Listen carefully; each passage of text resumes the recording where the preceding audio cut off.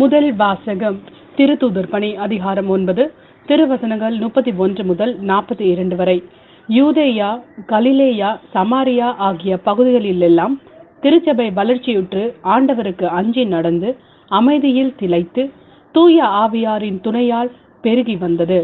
பேதுரு எல்லா இடங்களுக்கும் சென்று வந்தார். ஒரு நாள் லித்தாவில் வாழ்ந்த இறை மக்களிடம் வந்து சேர்ந்தார். அங்கே அவர் 8 ஆண்டுகள் முடக்குவாதத்தால் படுக்கையில் கிடந்த ஐனேயா என்னும் பெயருடைய ஒருவரை கண்டார். அவரிடம், அனேயா, இயேசு கிறிஸ்து உம் பிணியை போக்குகிறார், எழுந்து உம் படுக்கையை நீரே சரிப்படுத்தும் என்று பேதுரு கூறினார். உடனே அவர் எழுந்தார். லித்தாவிலும் சாரோனிலும் வாழ்ந்து வந்தவர்கள் அனைவரும் அதை கண்டு ஆண்டவரிடம் திரும்பினார்கள். யோப்பா நகரில் தபித்தா என்னும் பெயருடைய பெண் சீடர் ஒருவர் இருந்தார்.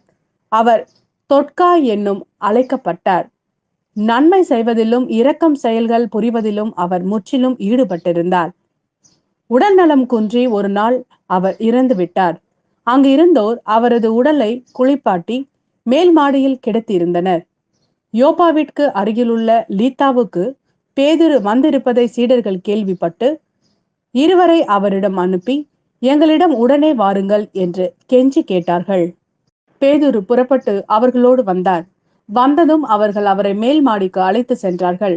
கைம்பெண்கள் அவர் அருகில் வந்து நின்று தொட்கா தங்களோடு இருந்தபோது செய்து கொடுத்த எல்லா அங்கிகளையும் ஆடைகளையும் காண்பித்தவாறே அழுதார்கள்.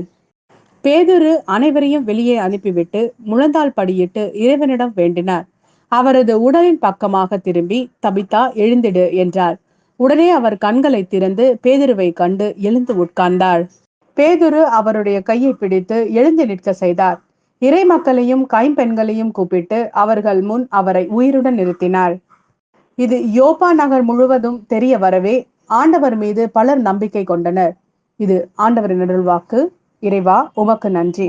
யோவான் எழுதிய நற்செய்தி அதிகாரம் 6 திருவசனங்கள் 60 முதல் 69 வரை. அவருடைய சீடர் பலர் இதை கேட்டு, இதை ஏற்றுக்கொள்வது மிக கடினம், இப்பேச்சை இன்னும் கேட்டுக்கொண்டிருக்க முடியுமா என்று பேசிக் கொண்டனர். இது பற்றி தம் சீடர் முணுமுணுப்பதை இயேசு உணர்ந்து அவர்களிடம், நீங்கள் நம்புவதற்கு இது தடையா இருக்கிறதா? அப்படியானால் மானிட மகன் தாம் முன்பு இருந்த இடத்திற்கு ஏறி செல்வதை நீங்கள் கண்டால் அது உங்களுக்கு எப்படி இருக்கும்? வாழ்வு தருவது தூய ஆவியே. ஊனியல்பு ஒன்றுக்கும் உதவாது. நான் கூறிய வார்த்தைகள் வாழ்வு தரும் ஆவியை கொடுக்கின்றன. அப்படி இருந்தும் உங்களுள் சிலர் என்னை நம்பவில்லை என்றார்.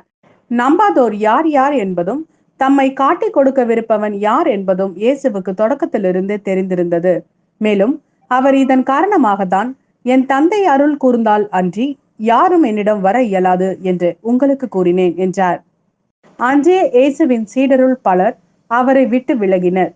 அன்று முதல் அவர்கள் அவரோடு சேர்ந்து செல்லவில்லை. இயேசு 12 சீடரிடம், நீங்களும் போய்விட நினைக்கிறீர்களா என்று கேட்டார்.